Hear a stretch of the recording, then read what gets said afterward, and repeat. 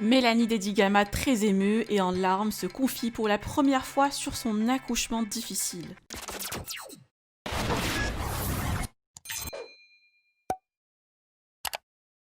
Mélanie Dedigama a donné naissance à sa petite Naya la semaine dernière. La petite famille est rentrée à la maison et prennent leur marque. Vincent, le papa, s'est déjà exprimé pour justifier le choix du prénom et la maman vient tout juste de se confier sur son expérience d'accouchement qui n'était absolument pas simple.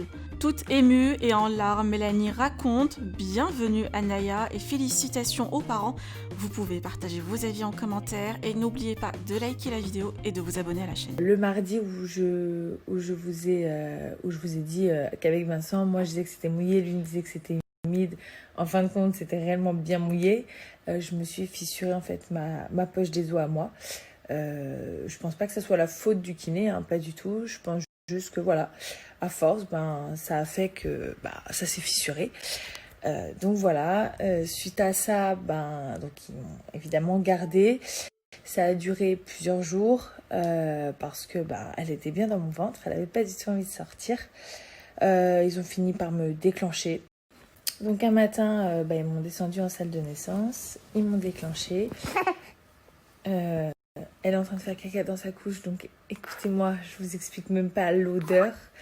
Bref, j'essaie de me concentrer. Donc voilà, ils m'ont descendu en salle de naissance, ils m'ont mis un espèce de tampon pour me déclencher. Ils m'ont laissé sous monitoring pendant 2 heures. J'ai eu peut-être 2 contractions. Le souci, c'est que moi, je sentais pas mes contractions. En plus de ça, j'avais absolument pas mal. Ça me faisait rien, je ressentais rien. Donc voilà, je suis remontée en chambre. Je suis restée vraiment plusieurs heures, hein, vraiment très longtemps, en attente, jusqu'à un moment donné où j'ai commencé à avoir des contractions. Voilà, j'ai tenu 2 heures à peu près avec des bonnes contractions. Vincent a pu être là, Dieu merci. Et tout d'un coup, j'ai commencé à avoir des très grosses contractions. Donc après, j'ai eu des très grosses contractions pendant 20 minutes. Vincent il commençait à flipper, donc il m'a dit « Allez, s'il te plaît, vas-y, appelle quelqu'un, descends ». Sauf que moi, en fait, j'avais vraiment envie de tenir le plus longtemps possible parce que je savais que plus j'avais de contractions sans péridurale et plus elle pouvait descendre bien comme il faut pour que je puisse accoucher par voie basse. Donc pour finir, j'ai fini par céder parce que c'est vrai que la douleur était trop forte et Vincent commençait à être vraiment pas bien. Donc je suis descendue. Très rapidement, ils m'ont mis la péridurale. Je tiens vraiment à remercier les sages-femmes et l'équipe, toutes ces personnes qui se sont occupées de moi pendant ce séjour. Vraiment, ils ont tous été extraordinaires avec ma fille, avec moi. Enfin, vraiment. Donc voilà. Je suis descendue, ils m'ont mis très rapidement la péridurale. Très rapidement, waouh, j'étais limite défoncée. C'était un kiff de ouf. Donc j'avais ma perfusion, j'étais sous monitoring, etc. Sauf que les contractions ont commencé très rapidement à se rapprocher, à être très fortes. Moi, je les ressentais pas du tout. Hein. Et le souci a été que Naya, sur le monito, elle est passée de 160 à son cœur à presque en dessous de 50. Donc ça a chuté une première fois. Ils m'ont injecté un produit à la perfusion. Ils ont regardé comment ça se passait. La deuxième fois où ça a fait ça, directement, ils ont même pu discuter. On s'était mis d'accord que quoi qu'il arrivait, il fallait faire pour le bien-être de ma fille et que moi, je comptais pas là-dedans. Évidemment, les équipes sont tellement extraordinaires qu'ils ont fait en sorte que ma fille et que moi, tout se passe super bien. En 30 secondes, j'ai été franchement amenée au bloc. Voilà, mon gynécologue est arrivé, ils m'ont ouvert. Ils m'ont ouvert aussi parce que j'étais pas du tout assez dilatée. Il m'a dit que si j'avais été dilatée à 8 ou 9, on aurait peut-être attendu un tout petit peu pour voir si ça pouvait passer. Mais là, en l'occurrence, j'étais trop loin du compte. Donc voilà, mon gynéco a été extraordinaire. Ils m'ont ouvert, mais vraiment tellement rapidement. J'étais shootée, hein, je sentais pas du tout mes jambes, mon bassin, rien, parce qu'ils m'ont réinjecté évidemment un produit pour pouvoir m'ouvrir. Vincent, il était avec moi, évidemment. Et ça s'est passé tellement vite que quand j'ai entendu Naya crier, pleurer, j'y croyais pas, je me disais déjà, c'était incroyable. Et ensuite, ils l'ont mis devant mon visage parce que moi, j'avais les bras tendus. Et je lui ai fait un gros bisou, c'était incroyable. Excusez-moi. Ouais, elle pleurait et ils l'ont mis devant mon visage. J'ai pu lui faire un énorme bisou.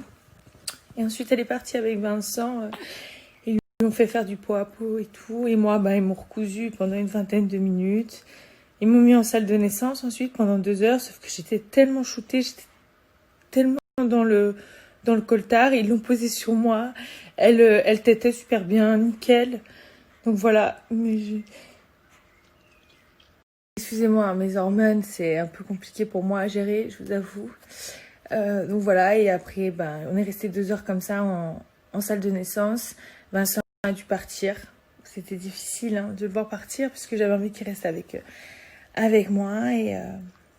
Et voilà. Et ensuite, le lendemain, on a les jambes qui se réveillent. On a la douleur, évidemment.